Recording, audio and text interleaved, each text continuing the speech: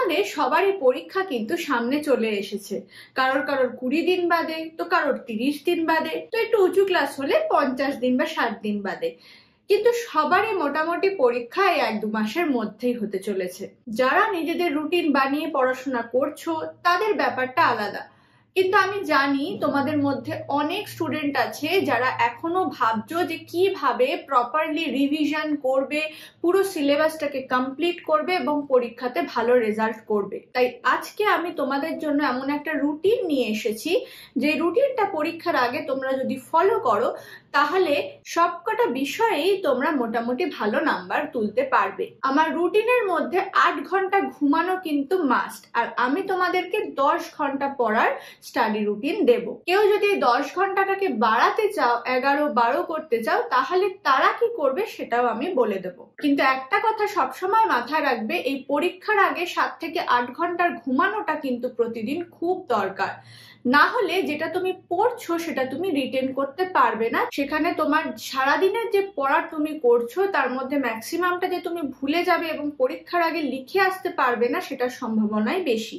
তাই চেষ্টা করবে খাওয়া ঘুম সবসময় নিয়ম মতোই করতে। তাই রুটিন মেনে রাত্রিবেলা 11টায় ঘুমিয়ে পড়ো এবং সকালবেলা 6টার সময় উঠে পড়ো। অর্থাৎ তোমার কমপ্লিট 7 ঘন্টার রাত্রেবেলা স্লিপ দরকার, আর দিনের বেলা 1 ঘন্টার ন্যাপ নেবে, তাহলে তোমার পুরো 8 ঘন্টা স্লিপ সাইকেল কমপ্লিট হয়ে যাচ্ছে। আর মাঝখানে তোমার অতিরিক্ত পড়াশোনা করার জন্য খুব টায়ার্ড বা এক্সস্টেডও লাগবে না। এবার আমি ধরে নিলাম যে তোমার পরীক্ষা 25 দিন পরে। এবার কারোর কারোর তার আগেও হতে পারে, কারোর কারোর তার পরেও হতে পারে। সেই অনুযায়ী তোমরা কিন্তু আমি যেভাবে রুটিনটা ডিভাইড করছি সেইভাবেই করবে। যদি কারোর বেশি হয় তাহলে তোমরা রুটিনটা বেশি দিনে ভাগ করে নেবে, আর যদি কারোর কম হয় তাহলে তোমরা সেটা কম দিনের মধ্যে ভাগ করে নেবে। এবার আমি ধরছি 25 দিন বাকি, আর আমি ধরে নিলাম তোমার সাবজেক্ট হচ্ছে 7খানা। যদি উঁচু ক্লাস হয় তোমাদের সাবজেক্ট একটু কমে যাবে, সেই অনুযায়ী আবার তোমরা রুটিনটাকে অল্টার করবে। তো আমি ধরছি তোমার 25 দিন বাকি এবং তোমার 7খানা সাবজেক্ট আছে। এর মধ্যে একটা সাবজেক্ট, সেটা হচ্ছে অঙ্ক বা ম্যাথমেটিক্স, সেটা তোমাদেরকে রেগুলার করতে হবে। অর্থাৎ 25 দিন যে বাকি আছে তার মধ্যে তোমাকে 24 দিনই অঙ্কটা করতেই হবে। কারণ অঙ্ক এমন একটা জিনিস, তোমরা যদি ডেইলি প্র্যাকটিস না করো তাহলে কিন্তু ভুলে যাওয়ার সম্ভাবনা বেশি, এবং পরীক্ষার সময় ঠিকভাবে মনে রেখে সেই সূত্রের মধ্যে অঙ্কটা করা সেটাও বেশ ডিফিকাল্ট হয়ে যায়। এবার এটা আমি আমার এক্সপিরিয়েন্স থেকেই বলছি। আমি নিজেও স্কুল লাইফে বরাবর অঙ্কটাকে খুব ভয় পেতাম, কিন্তু এই অঙ্কটাই আমার সব থেকে স্ট্রং সাবজেক্ট হয়ে গেছিল যখন আমি কম্পিটিটিভ পরীক্ষার জন্য প্রিপেয়ার হচ্ছিলাম। সেইখানেও 9-10-এর অঙ্কগুলোই দেয়, অথচ আমি 9-10-এ এই অঙ্কগুলো করতে কতটা ভয় পেতাম। আমাদের স্কুল বা বেশিরভাগ টিচার কি করে, ধরো তোমার একটা চ্যাপ্টারের মধ্যে 20টা অঙ্ক আছে, ম্যাডামরা বা স্যাররা কি করে তার থেকে 5টা ডিফারেন্ট টাইপের অঙ্ক বোর্ডে করিয়ে দেন, আর তোমাকে বলে দেওয়া হয় এইরকমই হচ্ছে অঙ্কটা এবং তুমি তার বাকিগুলো সেইভাবেই করবে। তাই তো বেশিরভাগ ক্ষেত্রে যেটা হয়। কিন্তু যখন আমি এটাই কম্পিটিটিভ এক্সামের জন্য পড়লাম তখন আমি নিজে বুঝে বুঝে করলাম যে কেন এই সূত্রে ফেলা হচ্ছে, কি কারণে হচ্ছে, তাই ভালোবেসে অঙ্কটা করতে শুরু করলাম।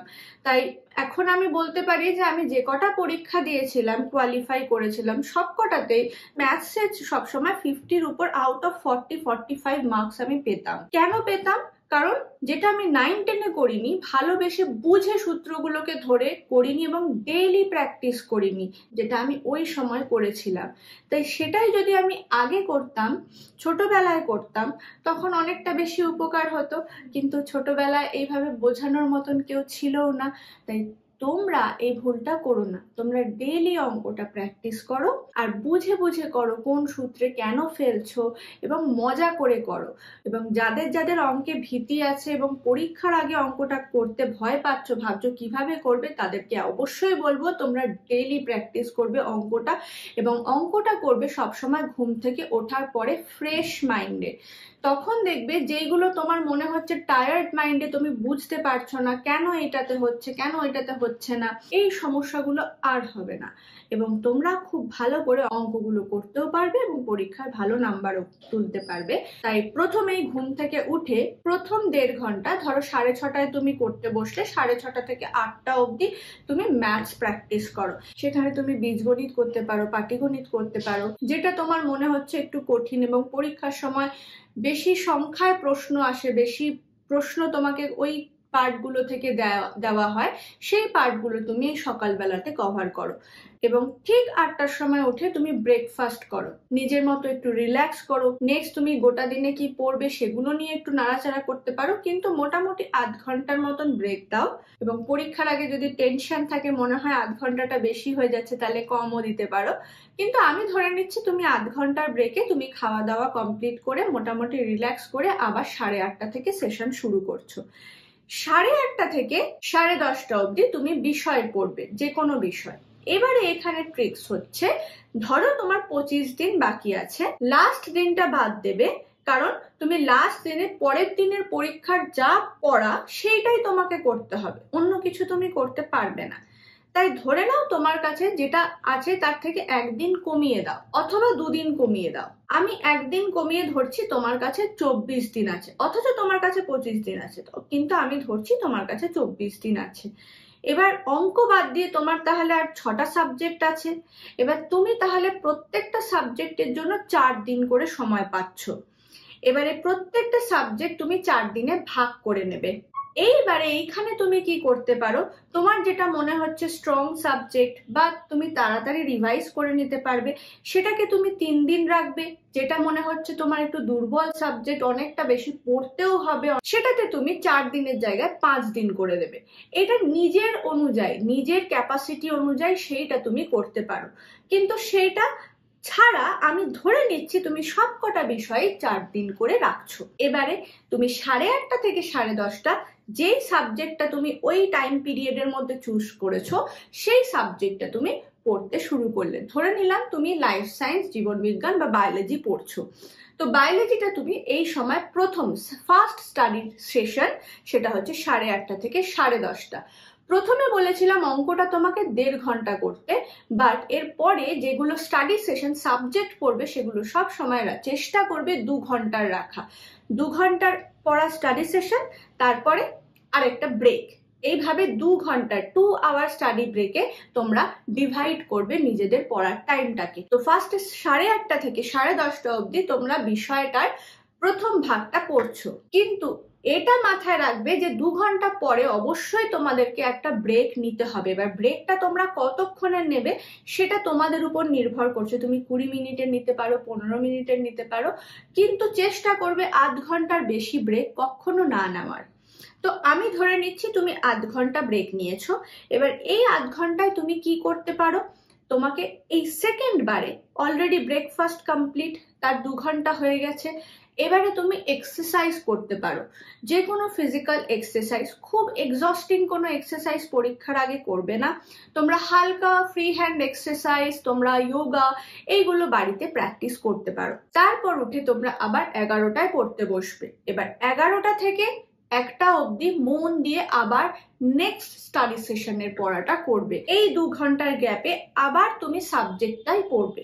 এবার 1টার সময় উঠে 1টা থেকে 2টোর মধ্যে তোমরা 1 ঘন্টার ব্রেক নেবে, আর এই 1 ঘন্টার ব্রেকের মধ্যে তোমরা স্নান, দুপুরের খাওয়া সমস্ত সেরে 2টোর সময় আবার পড়তে বসবে। এবার 2টো থেকে 3টে অবধি তোমরা প্রিভিয়াস ইয়ার কোয়েশ্চেন্স গুলো দেখবে এবং সলভ করার চেষ্টা করবে।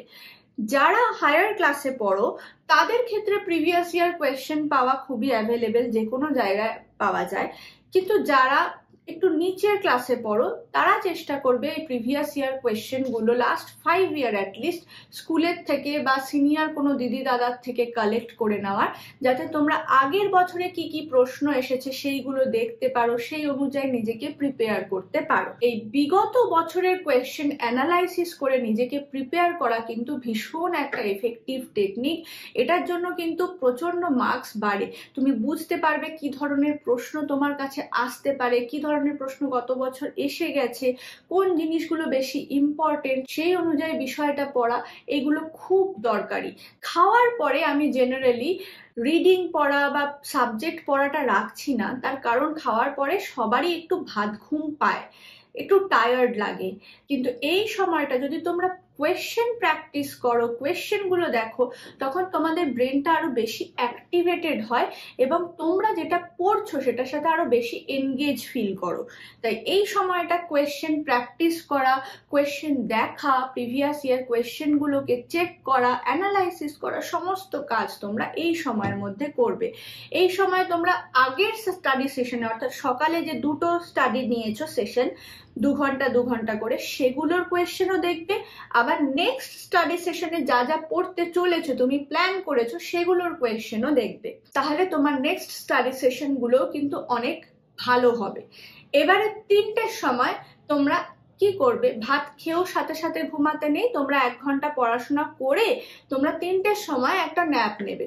3টে থেকে 4টে অবধি ন্যাপ নিলে, এই দুপুরের ন্যাপটা নেওয়া কিন্তু খুব দরকার। কারণ অনেকেই তোমরা পরীক্ষার সময় কি করো, খুব এক্সস্টেড হয়ে সারাদিন পড়বো এটা ভাবতে থাকো, কিন্তু সারাদিন পড়লে লাস্টের দিকে তোমরা এতটাই ব্রেন এক্সস্টেড হয়ে যায়, যা পড়ছো মাথায় রাখতে পারো না।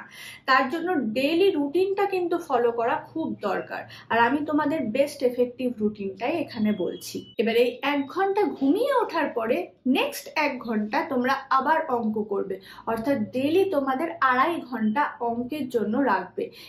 এই 1 ঘন্টার অঙ্কতে তোমরা কি করতে পারো, ত্রিকোণমিতি করতে পারো, জ্যামিতি করতে পারো। ম্যাথসের তো অনেক পার্ট থাকে, বীজগণিত, পাটিগণিত, ত্রিকোণমিতি, জ্যামিতি, যেগুলো একটু কঠিনের দিকে, যেগুলো তোমাকে একটু প্র্যাকটিস বেশি করতে হবে সেগুলো সকালে, যেগুলো একটু বেশি পড়তে হবে, প্র্যাকটিস একটু কম করতে হবে, একটু সূত্র মুখস্থ করতে হবে, সেই ধরনের জিনিসগুলো তোমরা এই সময়টাতে রাখবে, এই 1 ঘন্টায় রাখবে। এই 1 ঘন্টা তারপরে অঙ্ক প্র্যাকটিস করে ওঠার পরে 5টার সময় উঠে তোমরা কিছু স্ন্যাক্স খাবে, কারণ অলরেডি তোমরা 1টা-1.5টার সময় খাবার খেয়েছো। এবার 5টার সময় অল্প কিছু স্ন্যাক্স না খেলে তোমাদের খিদে পেয়ে যাবে। এই স্ন্যাকিংটা অবশ্যই খুব জাঙ্ক ফুড কিছু খাবে না, হেলদি খাবারই খাবে। পরীক্ষার আগে নিজের হেলথকে মেনটেন করা, শরীরকে মেনটেন করা কিন্তু খুব দরকারি। এবার এই সময়টা কিছু খাবার দাবার খেয়ে 5:30টায় নেক্সট স্টাডি সেশনে বসে যাবে। এটা কিন্তু আবার 2 ঘন্টার, এবং যেই সাবজেক্টটা তুমি চুজ করেছো ওই 4 দিনে পড়ার জন্য, সেই সাবজেক্টটা, অর্থাৎ 5:30 থেকে 7:30। আবার 7:30টায় 2 ঘন্টা পরে আবার একটা হাফ এন আওয়ারের বা 20 মিনিট বা 15 মিনিটের একটা ব্রেক নিয়ে তোমরা ছাদে একটু হাঁটতে পারো। তোমাদের কমিউনিটিতে, কমপ্লেক্সে যদি জায়গা থাকে সেইখানে একটু ওয়াক করে আসতে পারো, একটু রিফ্রেশড হয়ে আবার এসে ব্যাক করে 8টা থেকে 10টা অবধি নেক্সট স্টাডি সেশন করবে। অর্থাৎ তোমার গোটা দিনের মধ্যে 2টো ম্যাথসের সেশন থাকছে, একটা 1.5 ঘন্টার, একটা 1 ঘন্টার, আর 4খানা তোমার স্টাডি সেশন থাকছে সাবজেক্টের, প্রত্যেকটা 2 ঘন্টা 2 ঘন্টার করে। অর্থাৎ 8 আওয়ার কমপ্লিটলি তুমি পড়ছো তোমার সাবজেক্ট নিয়ে। অর্থাৎ এখানে 8 প্লাস 2.5 ঘন্টা, আমি 10.5 ঘন্টার একটা স্টাডি সেশন দিলাম। এবার এইটাকে তোমরা নিজেদের অনুযায়ী বাড়াবে কমাবে কি করে, আমি দেখছো তুমি 8 ঘন্টার ব্রেক রেখেছি, এগুলো তুমি 15 মিনিটের করে দিলে এখানে তুমি আরো 1 ঘন্টা এক্সট্রা পাবে। তখন তোমার এটা 11.5 বা 12.5 ঘন্টা অবধিও পড়তে পারো, যারা হায়ার ক্লাসে পড়ো তাদের জন্য যেটা খুব দরকার। বাট চেষ্টা করবে বেশি এক্সস্টেড স্টাডি শিডিউল না বানানোর। তাতে কি হবে, তোমার ব্রেন খুব এক্সস্টেড হয়ে যাবে, যেটা পড়ছো মনে রাখতে পারবে না। এই 2 আওয়ার স্টাডি সেশন রাখাটা কিন্তু খুব নেসেসারি। আর তারপরে মিনিমাম 15 মিনিটের একটা শর্ট ব্রেক কিন্তু ভীষণ ভীষণ দরকার। এবার 10টায় উঠে একটু হাত পা ছেড়ে তোমরা ডিনার করলে, ডিনার করার পরে সাথে সাথে শুয়ে পড়বে না। কি করবে, পুরো দিন কি কি পড়াশোনা করেছো, তুমি আদৌ নিজের রুটিন যেটা বানিয়েছো, যেটা প্ল্যান করেছো, সেই অনুযায়ী কাজ করতে পেরেছো কিনা, টার্গেট ফুলফিল করতে পেরেছো কিনা সেইটা দেখবে। কি কি পড়েছো সেটা একবার চোখ বন্ধ করে ভাববে। আর নেক্সট দিনে কি কি করতে চলেছো, যদিও তোমার কাছে জানি রুটিন বানানোই থাকবে, তাও একবার ভেবে নেবে যে তুমি পরের দিনে কি কি পড়া করবে। এটাতে তুমি সাবকনসিয়াস মাইন্ডে তোমার ব্রেনকে রেজিস্টার করাচ্ছ যে তুমি নেক্সট দিনের জন্য প্রস্তুত। তো এইভাবে ভাবার পরে তোমরা ঘুমোতে যাবে একদম 11টার সময়। আর এই রুটিনটা আমি সেই সব স্টুডেন্টদের জন্যই বলছি যাদের পরীক্ষার আগে স্কুল অফ আছে বা স্কুল ছুটি নেওয়ার প্রভিশনস আছে। তো আমি ধরে নিচ্ছি তোমাদের সবার এই সময় ছুটি আছে এবং তোমরা এই রুটিন মেনটেন করে পড়াশোনা করতে পারবে। কিন্তু যাদের স্কুল আছে, একান্ত যাদের যেতেই হচ্ছে, তাদের ক্ষেত্রে বলবো স্কুলেও কিন্তু সিলেবাস কভার হয়েই গেছে অলমোস্ট। তাই তোমরা স্কুলের মধ্যেও যে পিরিয়ডগুলো পাচ্ছ সেগুলোকে ভীষণভাবে এফেক্টিভলি কাজে লাগাবে, টিচারদের থেকে যা যা জানার জেনে নেবে এবং বাড়িতে এসেও নিজেদের সেলফ স্টাডির যথেষ্ট সময় দেবে। এবার তুমি আমাকে কমেন্ট সেকশনে কমেন্ট করে জানাও যে তুমি কোন ক্লাসে পড়ো আর তোমার পরীক্ষা ঠিক কতদিন পরে।